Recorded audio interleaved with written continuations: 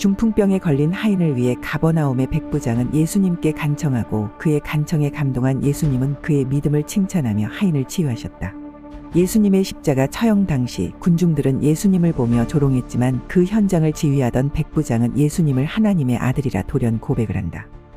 성경에 여러 차례 등장하는 백부장은 로마 제국의 군대에서 중요한 지휘관으로 병사들에게는 사실 왕과도 같은 존재였습니다.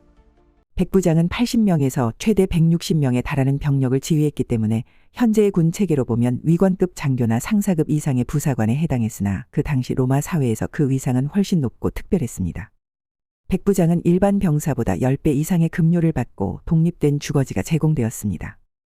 물론 백부장은 평민 출신으로 이루어졌으며 비록 귀족 계층에 해당하는 천인장보다는 아래에 위치했지만 평민으로서 오를 수 있는 가장 높은 군사 계급이었고 로마 시민권을 보유한 평민 중에서도 군사적 역량이 검증된 자들만이 백부장이 될 수 있었습니다. 대대 내에서는 백부장은 병사들을 결속시키고 전투 중 진영을 자유롭게 조정하는 전술 지휘자로서 전투의 성패를 결정지을 정도로 중요한 역할을 맡았습니다. 백부장이 실수를 범하면 부대 전체가 몰살당할 위험이 있었기에 백부장으로 선출되는 과정은 매우 엄격했습니다. 병사들의 합의를 통해 선출된 만큼 백부장은 병사들을 대표하는 존재로 강력한 권위를 지녔지만 전투가 벌어지면 최전방에 서야 했기 때문에 사망률이 높았습니다. 백부장은 로마 병사들 사이에서도 여러 가지 상징과 특권을 누렸습니다. 투구에는 화려한 깃털 장식을 달았고 금반지를 낄 수 있는 특권도 있었습니다. 금반지는 당시 인감도장처럼 사용되어 크고 무게감 있게 제작되었으며 병사들 사이에서 매우 중요한 상징물로 여겨졌습니다. 백부장의 임무는 전투 시 최전방에서 적의 공격을 막아내는 것이었습니다. 이후 11세기가 되어 동로마 군이 튀르크족의 침공으로 해체되면서 백부장이라는 계급은 사라졌지만 영어식 발음으로는 센추리온이라고 하는 이 명칭은 현대 미군의 주요 요격 장비 명칭에도 사용되고 있습니다. 그러면 이어서 성경에서 제일 중요한 역할을 했던 백부장 4명이 각각 어떤 역할을 했고 어떤 이야기를 남기고 갔는지 소개해 드릴게요. 첫 번째, 가버나움의 백부장. 가버나움의 백부장은 성경에서 예수님에 대한 믿음의 본보기로 자주 언급되는 인물입니다.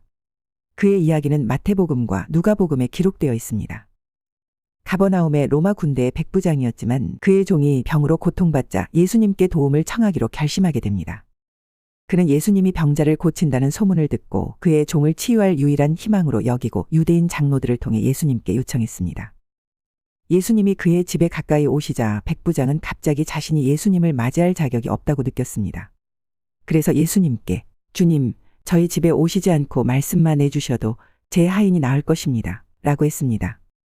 백부장은 예수님이 가진 힘과 권위를 믿었고 그분의 말씀만으로도 병을 고칠 수 있다고 생각했던 겁니다.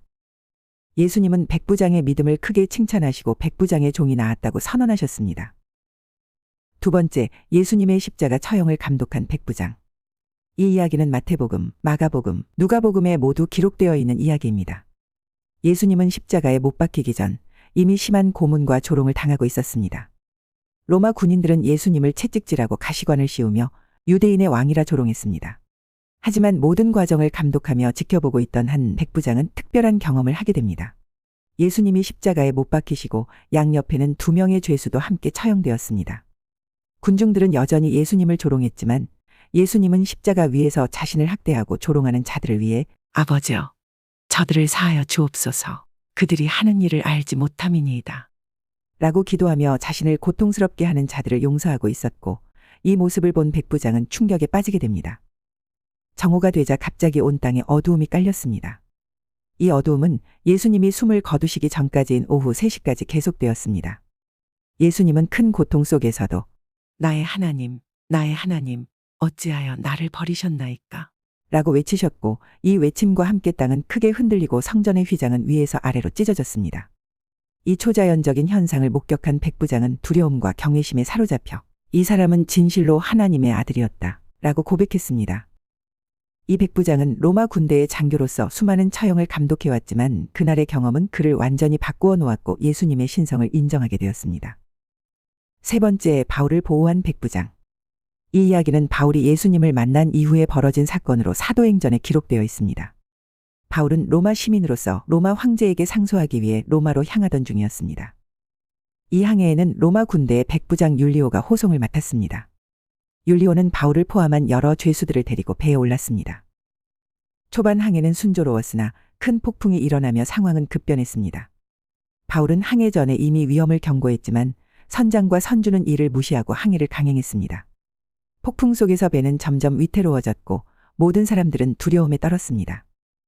이때 바울은 하나님께서 자신에게 나타나셔서 모든 사람이 안전할 것이라고 약속하셨음을 전하며 사람들을 안심시켰습니다.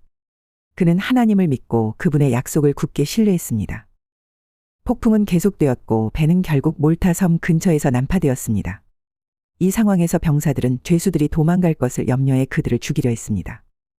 그러나 율리오는 바울을 구하기 위해 병사들의 계획을 막았습니다. 그는 바울의 신앙과 리더십을 존중했습니다. 율리오는 모든 사람에게 헤엄쳐 육지에 도달하라고 지시했고 모두 무사히 몰타 섬에 상륙할 수 있었습니다. 바울은 결국 율리오의 도움으로 섬에서 많은 사람들을 치유하며 복음을 전할 수 있었습니다. 네 번째, 고넬료 백부장. 고넬료는 이방인 최초로 복음을 완전히 받아들인 백부장입니다. 그는 로마 군대의 백부장으로 경건한 사람이며 온 가족과 함께 하나님을 경외했습니다. 고넬료는 항상 기도하고 많은 구제를 행하며 하나님과의 관계를 깊게 유지했습니다. 어느 날 기도 중에 하나님의 천사가 나타나 내 기도와 구제가 하나님 앞에 상달되어 기억하신 바가 되었으니 이제 사람들을 욥바로 보내어 베드로라 하는 시몬을 청하라 라고 지시했습니다. 고넬료는 즉시 신실한 종들과 경건한 병사 하나를 보내어 베드로를 초청했습니다. 한편 베드로는 기도 중에 하늘이 열리고 큰 보자기 같은 그릇이 내려오는 환상을 보았습니다. 그 안에는 각종 4발 가진 짐승들과 기는 것들이 있었습니다. 하나님은 베드로에게 일어나 잡아먹으라 라고 명령하셨지만 베드로는 이방인과 부정한 것을 먹을 수 없다고 거절했습니다. 그러나 하나님은 하나님께서 깨끗하게 하신 것을 내가 속되다 하지 말라 라고 말씀하셨습니다. 이 환상은 3번 반복되었고 베드로는 하나님의 뜻을 깨닫기 시작했습니다. 고넬료가 보낸 사람들이 베드로를 찾아왔고 성령의 인도하심을 받은 베드로는 그들과 함께 고넬료의 집으로 갔습니다. 고넬료는 자신의 가족과 친지들을 모두 모아 베드로를 맞이했습니다. 베드로는 그들에게 예수 그리스도의 생애와 죽음 그리고 부활에 대해 설명하며 누구든지 예수님을 믿으면 죄사함을 받을 수 있다고 전했습니다. 이때 성령이 고넬료와 그의 온 가족에게 임하였고 그들은 모두 방언을 말하며 하나님을 찬양했습니다. 베드로는 이 놀라운 광경을 보고 이 사람들이 우리와 같이 성령을 받았으니 누가 능히 물로 세례 베품을 금할리오 라고 말하며 그들에게 세례를 베풀었습니다. 이 4명의 백부장은 각기 다른 상황에서 예수님과 사도들과의 만남을 통해 깊은 신앙을 보여주었습니다. 그들의 이야기는 로마 군대의 일원으로서 예수님을 믿고 따르며 초기 기독교의 확산에 중요한 역할을 했습니다. 백부장들의 믿음과 헌신은 오늘날 우리에게도 큰 영감을 주며 신앙의 본보기가 됩니다. 다음 시간에도 더 흥미롭고 깊이 있는 성경 이야기로 찾아뵙겠습니다. 구독과 좋아요 그리고 알림 설정을 통해 더 많은 이야기를 만나보세요.